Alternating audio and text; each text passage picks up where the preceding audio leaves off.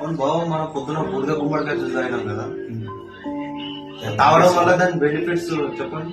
Okay, బూడిద గుమ్మడికాయ juice అనేది వెయిట్ లాస్ లో చాలా కీలక పాత్ర వహిస్తుంది. అసలు వెయిట్ లాసే కాదు, మీకున్న ప్రతి రోగాన్ని తీసేది బూడిద గుమ్మడికాయ.